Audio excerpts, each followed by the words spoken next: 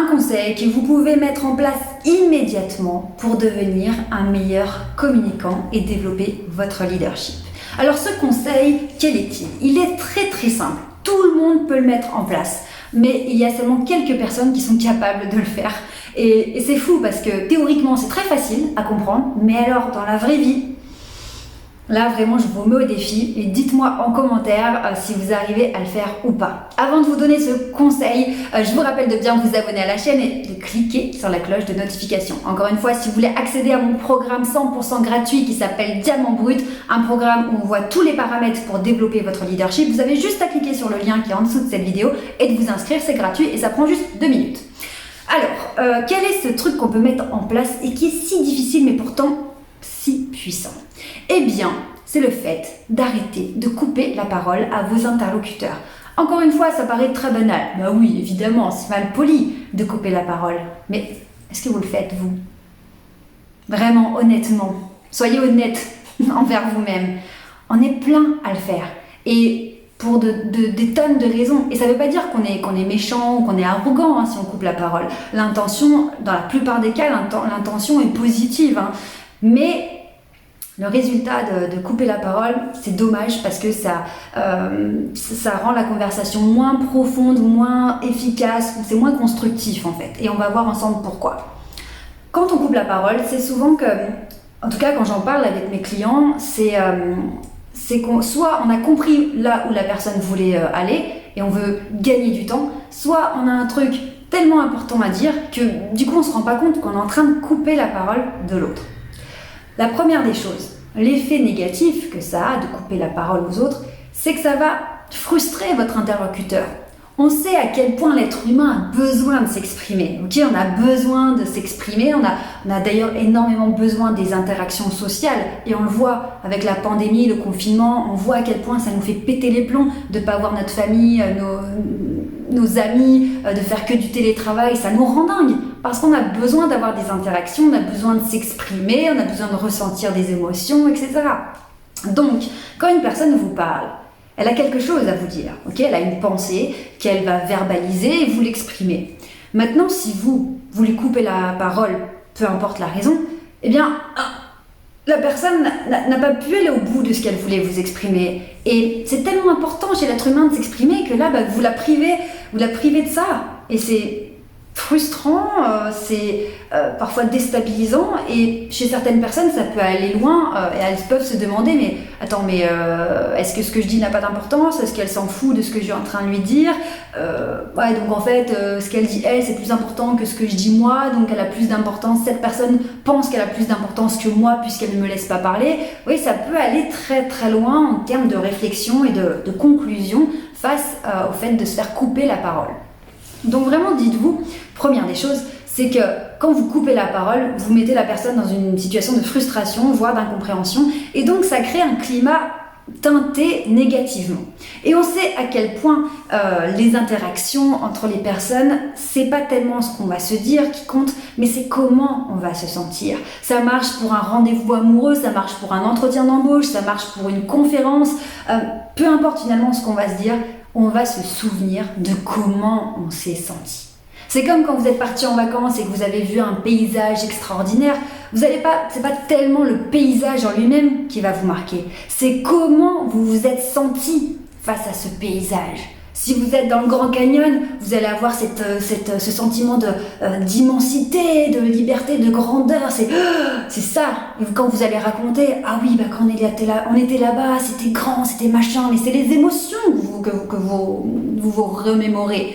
Quand vous êtes face à une plage déserte, une île avec le sable fin, chaud, c'est la sensation, l'émotion que vous avez ressentie quand vous avez senti le sable chaud sous vos pieds nus. C'est la petite brise avec cette odeur de plage, de machin. C'est les émotions qui restent. Bref, vous l'avez compris. Donc, quand vous allez couper la parole, eh bien, l'émotion, voilà, on n'est pas... c'est inconscient, mais déjà, c'est pas top. En termes d'ambiance, d'atmosphère, voilà, votre interlocuteur, il se sent pas au top du top avec vous parce qu'il est tout le temps frustré, il est coupé tout le temps, c'est pas agréable. Maintenant, très important, dites-vous qu'à chaque fois que vous coupez la parole, vous coupez d'informations. Parce que nous, quand on entend la personne, on se dit quoi? Oui, ok, je vois où elle veut en venir, ouais, ok. Et on veut passer à autre chose, soit donner notre argument, donner notre avis, parler d'autre chose. Et on va couper la personne parce qu'on croit savoir ce qu'elle est en train de nous dire. Mais, alors parfois, c'est vrai, parce qu'il y a des personnes qui font des détours et des détours avant de nous dire ce qu'on sait déjà, donc ça, bon, ok, ça arrive. Mais parfois, on rate des informations très importantes. Si on écoute la personne jusqu'à la fin, on se dit « Ah oui, d'accord, ah c'est là qu'elle voulait en venir, ah puis il y a ça qu'elle voulait ajouter qui est en fait beaucoup plus important que le début de sa phrase. » Et donc si je laisse la personne dire le début de sa phrase et que je la coupe, j'enchaîne sur autre chose, peut-être que je l'ai empêché de dire un élément qui était bien plus important que le début de sa phrase. Et cet élément-là, si j'avais eu connaissance de cet élément, j'aurais pas rebondi de la même façon, j'aurais pas répondu la même chose. J'aurais peut-être eu une réponse qui aurait été beaucoup plus puissante, beaucoup plus pertinente, qui aurait pu aller sur un approfondissement ou sur une compréhension d'autre chose. Donc, couper la parole, c'est se couper d'informations qui sont parfois très très importantes. Mais là, vous allez me dire, oui, mais souvent, je coupe la parole parce que j'ai peur d'oublier ce que j'avais à dire. Et c'est pas par méchanceté, c'est que je me dis, ça y est, j'ai la pensée qui est venue par rapport à ce que la personne m'a dit. Et du coup, j'ai ma pensée, il faut que je la sorte parce que sinon je vais l'oublier. Ok, alors là, moi j'ai un truc là-dessus.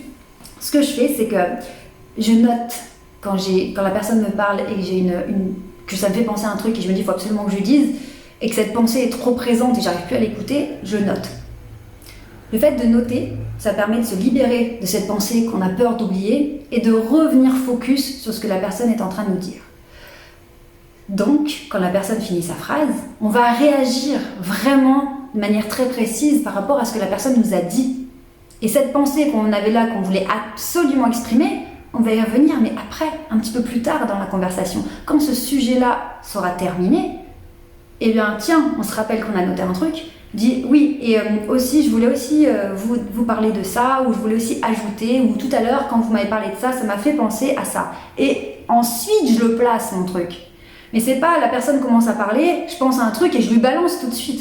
Je la coupe, ça fait un peu, en fait, ce que tu dis, on s'en fout, moi j'ai pensé à quelque chose et je veux pas l'oublier, donc comme je pense que c'est tellement important, je te le balance, je te coupe et puis tant pis. Non, la personne parle, ça vous fait penser à un truc, vous le notez, vous la laissez finir de s'exprimer, comme ça elle se sent bien, elle est dans un état émotionnel positif, elle se sent écoutée, elle se sent considérée, vous répondez vraiment précisément à ce qui vient d'être dit, ça reste structuré, logique, cohérent, et au moment opportun, vous placez la pensée que vous avez eue à ce moment-là. Parce que là, dans ce cas, c'est beaucoup plus complet comme conversation. Plutôt que d'avoir un truc qui rebondit sur des trucs qui n'ont rien à voir juste parce que ça vous fait penser à ça, vous fait penser à... Puis si en face c'est pareil, que la personne vous coupe la parole parce qu'elle pense à autre chose, finalement c'est totalement décousu comme conversation et on est sûrement passé à côté de plein d'éléments très, très intéressants.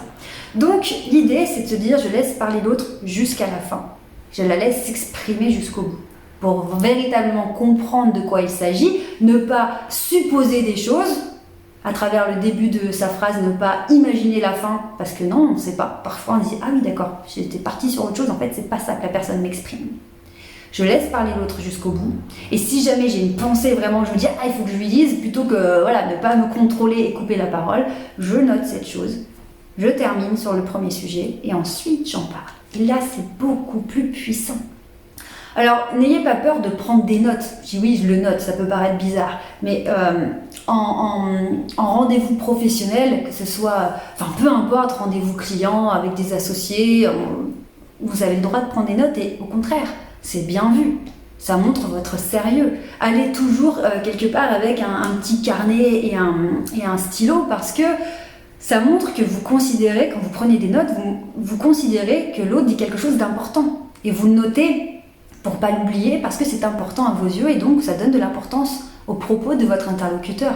Donc ce sera toujours bien pris. Et si vous prenez des notes quand vous pensez à des choses pendant que l'autre vous parle, déjà en face, on ne peut pas savoir si vous êtes en train d'écrire ce que la personne dit ou si vous êtes en train d'écrire votre pensée, mais dans tous les cas, c'est très bien. ça montre qu'il y a une maîtrise, qu'il y a vraiment une volonté d'avoir quelque chose de structuré, et ça montre un investissement en fait.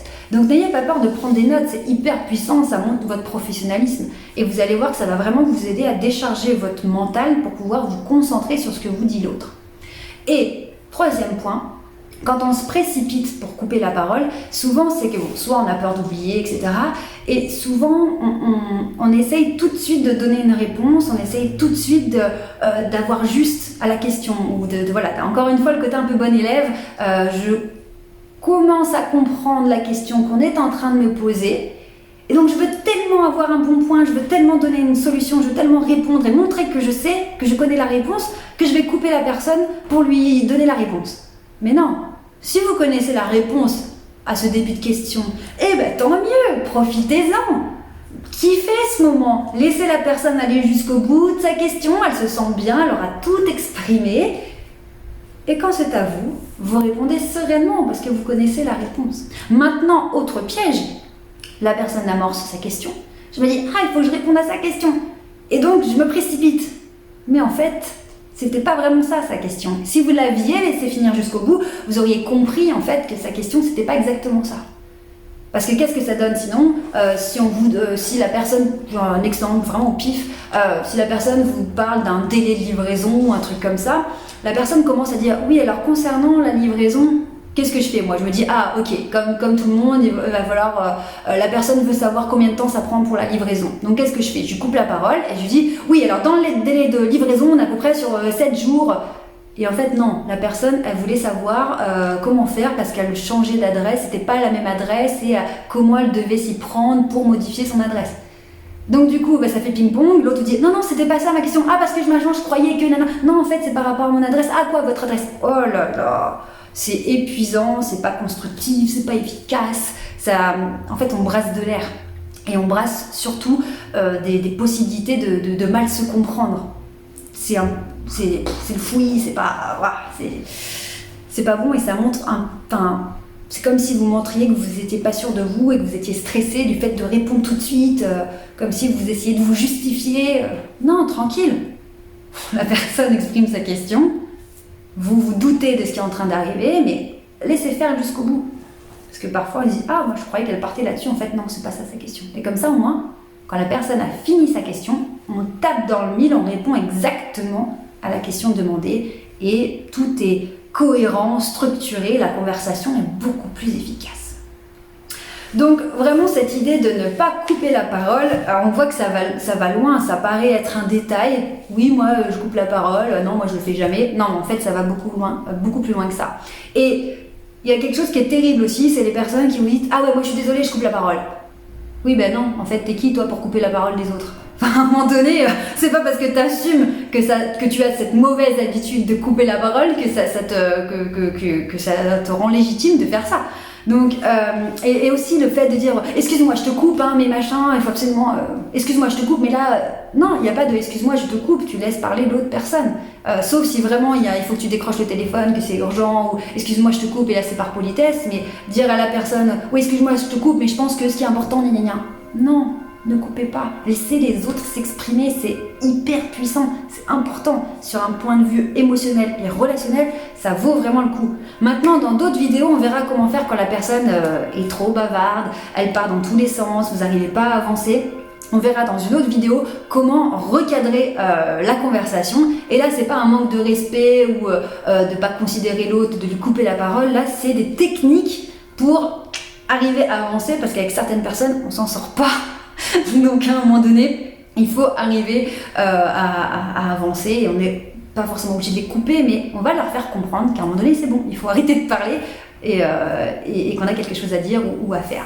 Voilà, écoutez, si vous avez besoin de conseils, vous savez que vous pouvez toujours écrire en commentaire de cette vidéo, je me fais toujours une joie de discuter avec vous dans les commentaires. Sinon, on se suit sur les réseaux sociaux, Facebook, Instagram, demandez-moi en connexion sur LinkedIn, je suis souvent sur LinkedIn, et puis on se retrouve demain. Ciao!